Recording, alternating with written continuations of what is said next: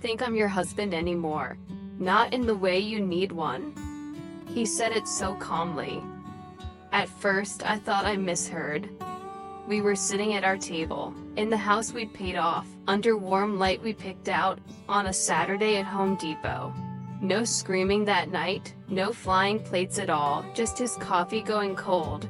Between us on the table and 20 years of marriage, suddenly feeling like a polite arrangement. I stared at this man I'd built a life with, and all I could think, when did we stop being us and become two strangers, sharing bills and a last name? Hi, my name is Jessica Miller. I'm 45 years old. I live here in Ohio, and on paper my life looks normal.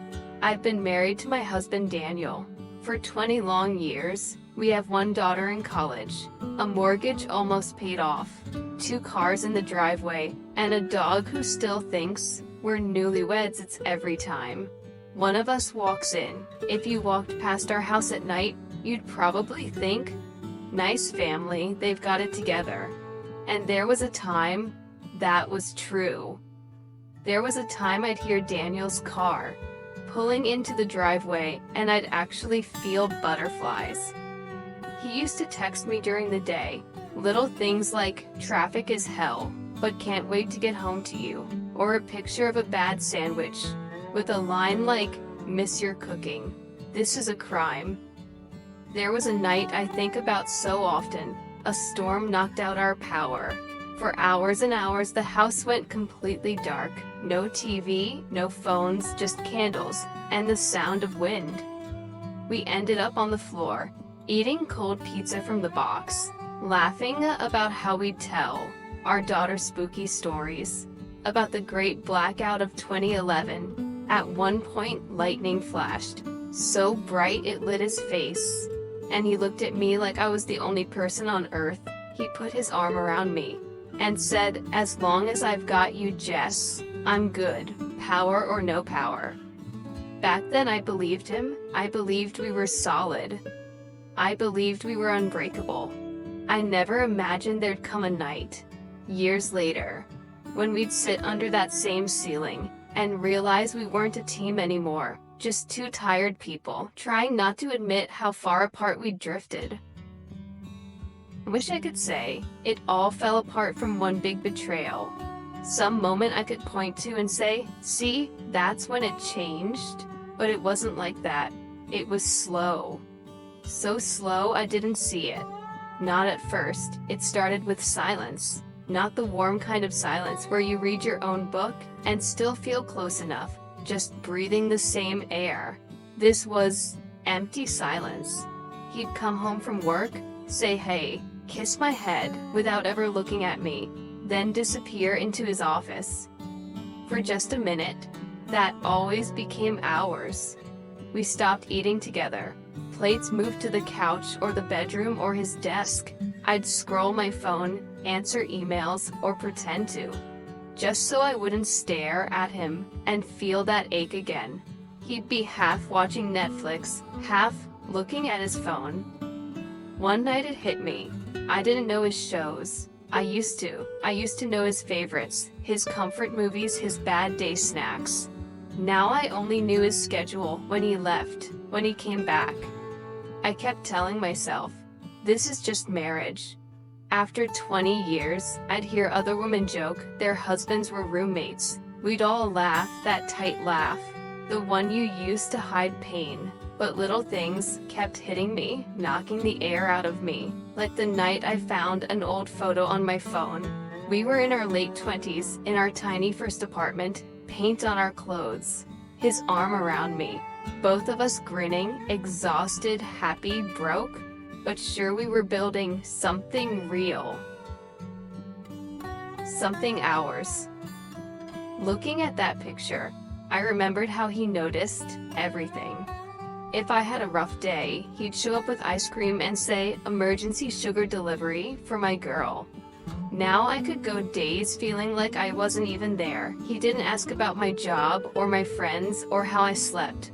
When our daughter left for college, I thought maybe it was empty nest, just hitting us weird.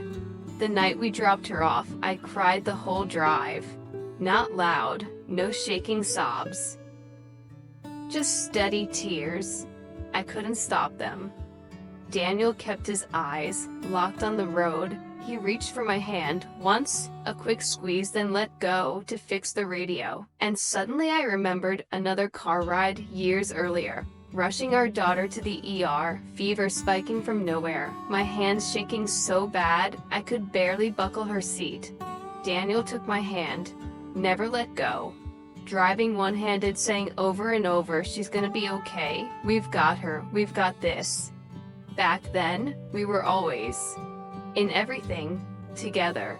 Driving home from her dorm, staring at his profile. In the dark, I realized I felt alone, still married, still part of a we. But inside, it was just me. I kept brushing it off. We're stressed, we're older, this is normal. But the doubt was already there. Little cracks in the story I'd been telling myself about us being fine, and once you see those cracks, it gets harder and harder to pretend they're not there. The first real crash came on a Tuesday. It's funny how ordinary the day was. No anniversary, no holiday, just a Tuesday. I'd made dinner, nothing special, pasta and a salad, and I called out, "Dinner's ready." He answered, "Give me 5 minutes." From his office, 5 minutes turned into 15. The food was getting cold, and I was standing there, in the kitchen, staring at 2 plates, feeling ridiculous. I thought about all the nights we used to sit together, talking about everything. Our dreams, his idea for a food truck, my hope to go back to school. Once our daughter was older, now I was alone, with a pot of pasta, going stiff. Something in me snapped. I walked to his office, knocked on the frame. He was at his computer, headphones on, watching some video. "Dinner's ready," I said, again. He pulled one side off, annoyed. I said I'd be there in a minute. "Jess, you said that 15 minutes ago." I shot back. He sighed, like I was overreacting. I'm in the middle of something. There was a time when in the middle of something meant helping a client, or finishing a proposal, or dealing with a real crisis. I glanced at his screen. It was a gaming video. Not work, not urgent, just noise. "Daniel, it's dinner." I made it. "The food's getting cold. It's just dinner. We can microwave it." Those 3 words hit harder than any shout. It's just dinner. I suddenly remembered a winter years ago when we could barely afford groceries. We scraped enough money for a cheap roast chicken. He turned it into an event, lighting candles, playing music on his phone, telling me, "This is our feast." We survived another month. Back then, dinner was never just dinner. It was how we reminded ourselves we were together. Standing in that doorway, watching my husband choose YouTube over us. Something hot rose in my chest. It's not about the food, it's about you never showing up anymore. He turned to face me, frowning. "What are you talking about? You're always in here, or on your phone, or somewhere else, in your head. When was the last time we actually sat down and talked?" "We're talking now," he said. So casual, my hands started shaking. "This isn't talking. This is me, dragging you out of your cave to eat once a day. We live in the same house, but I feel like I'm living with a roommate who doesn't even like me." He recoiled. "Come on, that's dramatic. Is it? When was the last time you asked how I'm doing, or told me anything real about your day? I don't even know what you're into anymore. Your life, your head, feels like a locked room I'm not invited into." He rubbed his face, tired. "It's not that deep, Jess. I'm just tired. Work is stressful. I need to decompress." When I get home, I laughed. It wasn't a nice laugh. Decompress. Right? And I'm what? Background furniture? He shook his head. "You're making this into something. It's not." And that sentence pulled up a memory so fast it dizzied me. I was back in our bathroom 15 years ago, Staring at a positive test after 2 losses, my hands shaking. I dropped it. Daniel picked it up, looked at the lines, then at me. With tears in his eyes. "This is something, Jess. This is everything." He never minimized anything that mattered. Not until now. Standing in his doorway, he looked at my hurt like it was small. "Okay, enjoy your video, I'll eat alone." I turned to leave. "Jess, don't do this. You're overthinking." I stopped in the hallway, my back to him, feeling cold clarity settle. If I was overthinking, why did it feel like I was the only one thinking about us at all? We did eat together that night, but it was tense, quiet, 2 people chewing, pretending nothing happened. He joked the pasta was overcooked. I forced a smile. Inside though, that was the first time I let myself wonder, what if this isn't just a rough patch? What if this is who we are now? And once that question, it's in your head, there's no going back. After that Tuesday in the doorway, nothing really changed. Or maybe that was the change. We went back to routines. But something in me shifted. I started watching us, like we were a couple on a show. 2 people who used to be in love, sharing scenes, not a story. Weeks went by. One night loading dishes, I realized I couldn't remember the last time he touched me, without that quick distracted peck. On his way out the door, my chest felt tight. I wiped my hands, walked into the living room, and just stood there, watching him scroll his phone on the couch. "Can we talk?" I asked. He glanced up. "Sure. What's up?" "Not here." I said, "Can we sit at the table?" For some reason, I needed that table. We hadn't used it in months. The last clear memory was my daughter doing homework, Daniel leaning over her math book, both of them laughing, because he kept messing up problems, and she corrected him. Back then, that table was our little base, bills, birthdays, projects. Now it was clean, empty. He followed me in, sat across from me. The overhead light made him look tired, older. My cold coffee, still there, untouched. I wrapped my hands around the mug, like it could steady me. "I need to know what's going on with us. For real, no brushing it off." He rubbed his jaw. "Jess, we've been over this. We're just in a phase. Empty nest, work stress." I cut in, "This isn't a phase. A phase doesn't last years. I feel like I'm married to a ghost." He flinched a little. Silence stretched. I stared at him. And suddenly I remembered. A different night, same table. We were in our 30s, our daughter asleep in her room. We were up late with stacks of papers refinancing the house because every dollar mattered. I was nervous, overwhelmed by numbers. He took my hand and said, "We're doing this because we're building long-term, you and me, you're stuck with me." We laughed, signed, kissed over paperwork like 2 idiots who believed in forever. Sitting there now, I couldn't match that man with the one across from me, the one who spent more time with his phone than me. "Just tell me the truth. Do you even want to be here anymore?" He looked down at his hands for a long time. He said nothing. A buzzing filled my ears like the room pulling away. Finally he exhaled. When he looked up, his eyes were wet, in a way I hadn't seen in years. "I don't think I'm your husband anymore. Not in the way you need one." For a second, everything in me went still. No anger, no words, just this cold, numb nothing. It was like driving, hitting a patch of black ice. The car slides, your brain can't keep up. There's this frozen moment where you're not scared yet, just suspended. Then the fear slams in, my throat burned. What does that even mean? "You are my husband, we're married, we have 20 years, a whole life." "I know," he said. "That's the problem." "The problem? I care about you, Jess. I always will. You're the mother of my child, your family. But being your husband, being the person who shows up, who wants to be here, who's all in. I don't think I've been that guy for a long time. Something in me cracked. You're just saying that now, like it's some casual update. By the way, I checked out. Thought you should know. He winced. It wasn't like that. Then what was it like? From where I'm sitting, it looks like you quietly stopped being my partner and hoped I wouldn't notice. He stared at the table.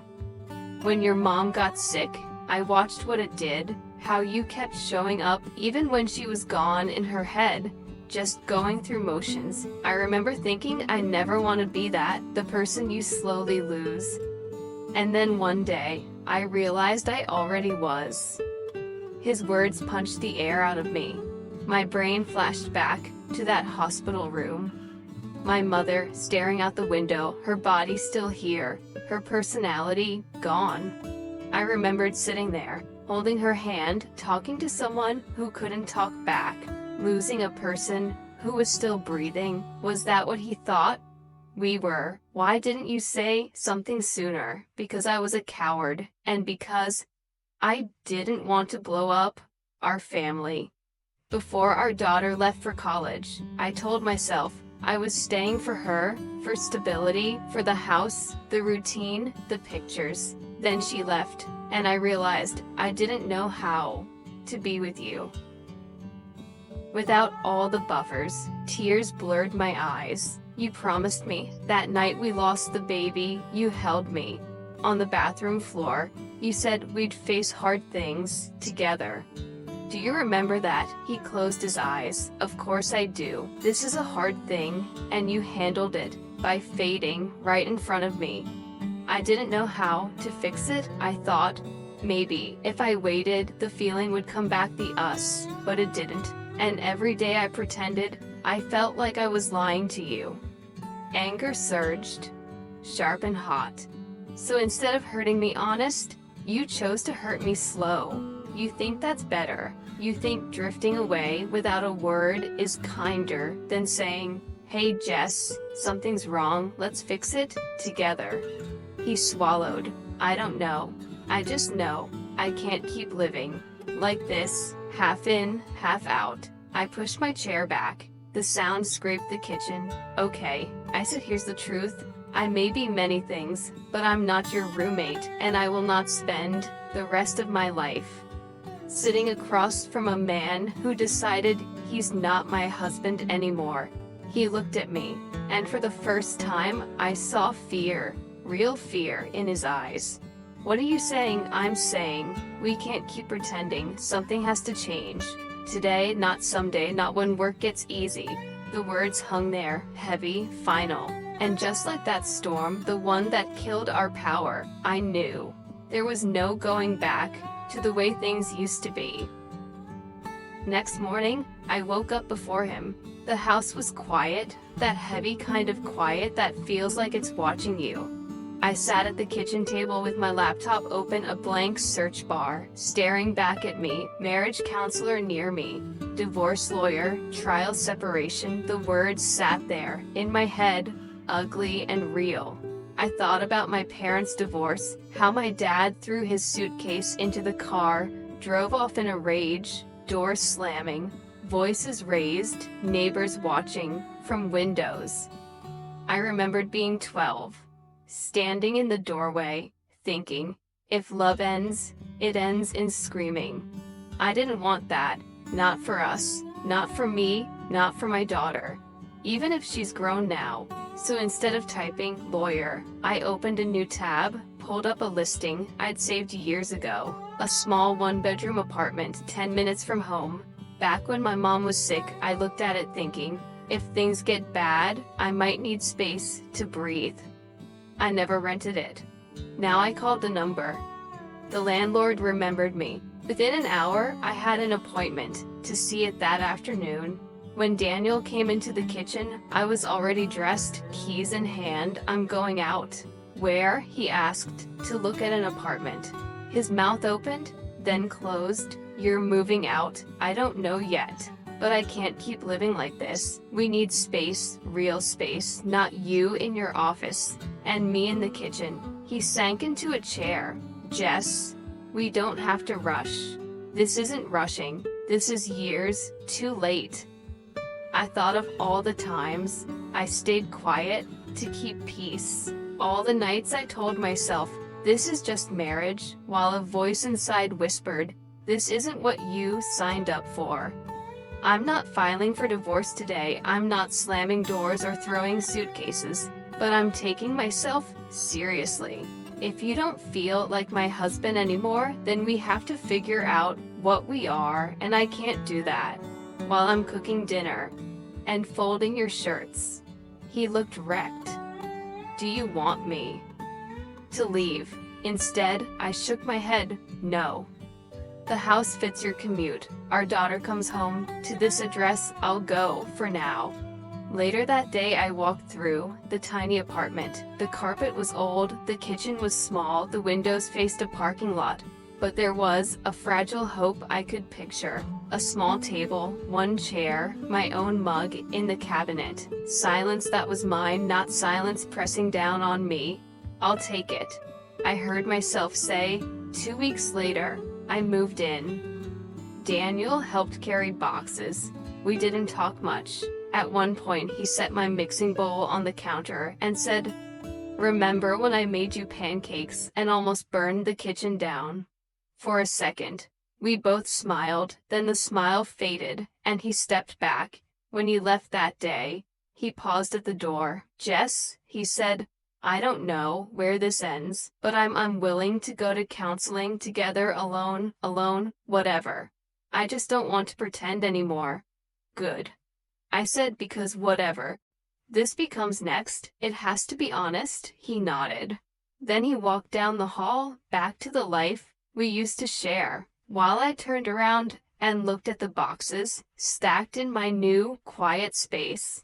So that's where I am now. I'm sitting at a small thrift store table, in a one-bedroom apartment, 10 minutes from the house. I thought I'd grow old, and some nights I stare at the ceiling and wonder if I've made the biggest mistake of my life. Other nights I make myself a simple dinner, eat it while it's still hot, and feel more present at that little table than I have in years at the big one back home. Daniel and I meet once a week. Sometimes it's in a counselor's office, awkward and honest. Sometimes a coffee shop, talking about our daughter, our schedules, who's taking the dog when. We're not divorced, we're not back together. We're something in between. Two people trying to figure out if the history we share is enough to build a future on, or whether love sometimes turns into a different kind of care that isn't marriage anymore. I don't know how our story ends. Maybe one day we'll find our way back to each other in a way that feels real. Maybe one day we'll sign papers and cry in a parking lot and then walk away. Right now, all I know is this. The night we finally said out loud that we'd grown apart wasn't the night our marriage failed. It was the night we stopped lying to ourselves. If you see yourself in this story, in the quiet distance, in the cold dinners, in the feeling of being alone next to someone you once loved so much, you're not crazy, you're not ungrateful, and you're not the only one. If you feel like sharing your heart, your version, or even a small piece of it, you can leave it below. I'll be here figuring it out too.